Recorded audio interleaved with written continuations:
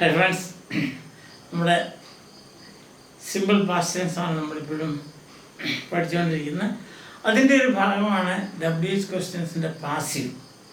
Yes or no passive നമ്മൾ കണ്ടു. ഇനി WH ക്വസ്റ്റ്യൻസ് ഇന്ന് എക്സാമ്പിൾസ് രണ്ടെണ്ണമുണ്ട്. അത് നമ്മൾ കാണുമ്പോൾ നമുക്ക് മനസ്സിലാകുന്നത് എന്താണ്? When did they complete the projects അല്ലേ? അതൊരു ക്വസ്റ്റ്യൻ, WH ക്വസ്റ്റ്യൻ അല്ലേ? അപ്പോൾ നമ്മളിങ്ങനെ കിട്ടുമ്പം നമ്മൾ വിചാരിക്കും സബ്ജക്റ്റ് എവിടെയാണ്, ഓബ്ജക്റ്റ് എവിടെയാണ്.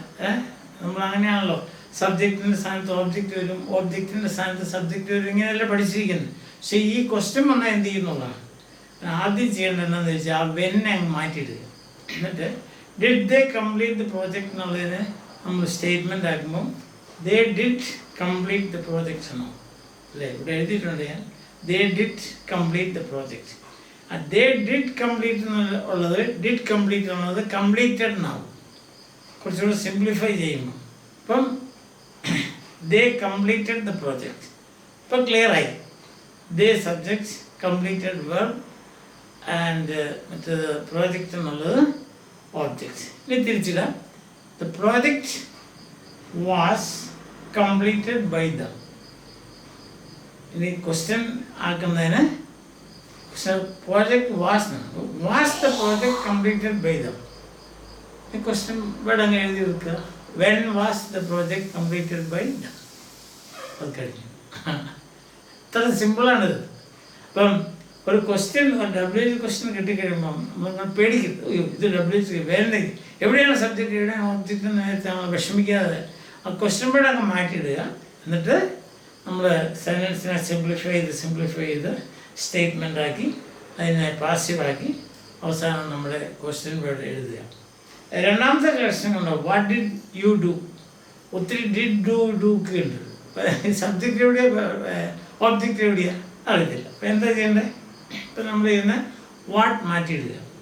എന്നിട്ട് ഡിഡ് യു ഡു, അത് യെസ് ഓർ നോ ക്വസ്റ്റ്യനാണ്. അപ്പോൾ അതിനെ സ്റ്റേറ്റ്മെൻ്റ് ആക്കുമ്പോൾ യു ഡിഡ് ഡു എന്ന് പറയും. യു ഡിഡ് ഡു എന്ന് പറയുന്നത് ഈസ് ഈക്വൽ ടു, അതായത് ഡിഡ് ഡു എന്ന് പറഞ്ഞാൽ വേറെ ഡിഡാണ്. അത് മനസ്സിലാകുന്നു. ഫോർ എക്സാമ്പിൾ നമ്മൾ പറയാം ഡിഡ് കംപ്ലീറ്റ് എന്ന് പറയുമ്പോൾ കംപ്ലീറ്റഡ് ആണ്.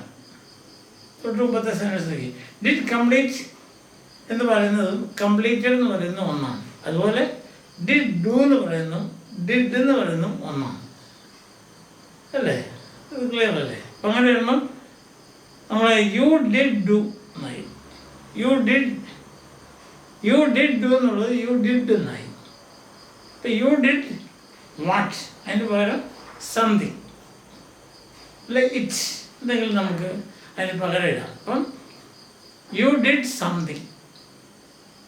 ഇനിയും സംതിങ് ഓബ്ജക്റ്റായി, ഡിഡ് വെർബായി, യു സബ്ജക്റ്റായി. അപ്പം തിരിച്ചിടുമ്പം something was done by you. Something in my case, what did it? What something was done by you. Then a question about was something done by you? Something in what you are, what was done by you. So that's simple. Mr.